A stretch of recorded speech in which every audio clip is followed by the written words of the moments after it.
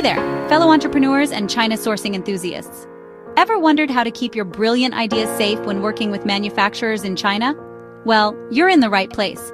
We are Yan Sourcing, a leading sourcing agent company who help customers source products, manage production, inspect goods, and manage shipping to make importing from China quickly and safely. Today, we're diving deep into the world of intellectual property protection in the Middle Kingdom. Stick around because this could save you a whole lot of headaches down the road. So let's kick things off with a question. What exactly can you protect in China when it comes to intellectual property? The answer might surprise you. China actually offers protection for a wide range of intellectual property.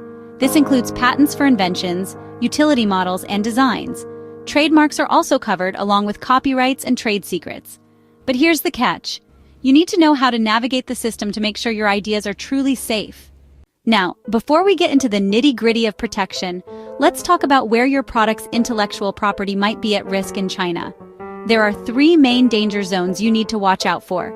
First up, we've got the sourcing phase.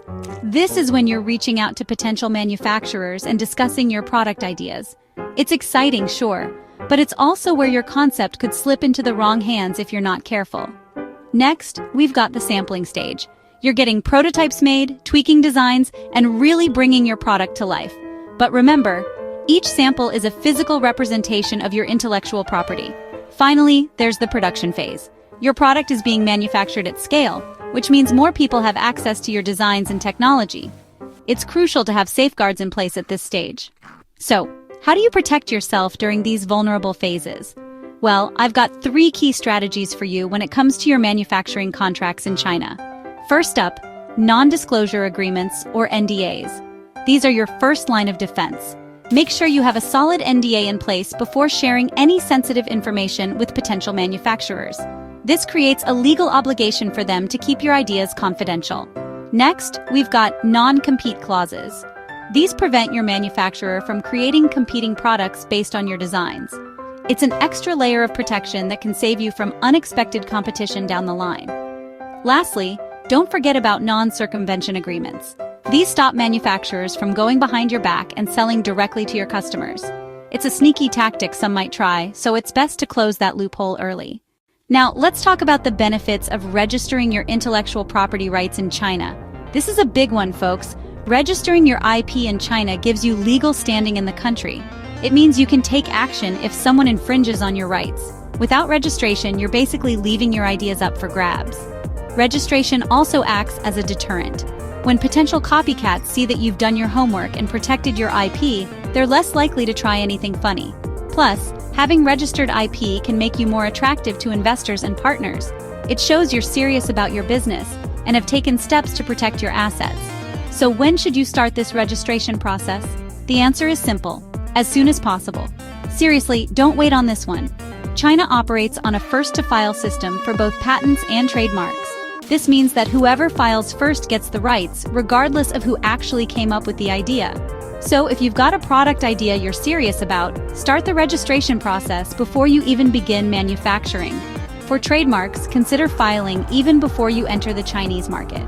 Trademark squatting is a real issue in China, and you don't want to find out someone else has registered your brand name when you're ready to launch. Remember, it's always easier and cheaper to protect your IP proactively than to try and reclaim it after someone else has grabbed it. Now, I know all this legal stuff can seem overwhelming, especially if you're new to sourcing from China, but trust me, it's worth taking the time to get it right.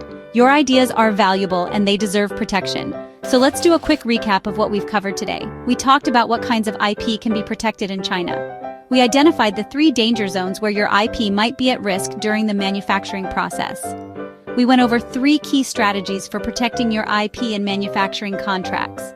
We discussed the benefits of registering your IP rights in China. And finally, we emphasized the importance of starting the registration process early. Now, I'd love to hear from you. Have you had any experiences with IP protection in China?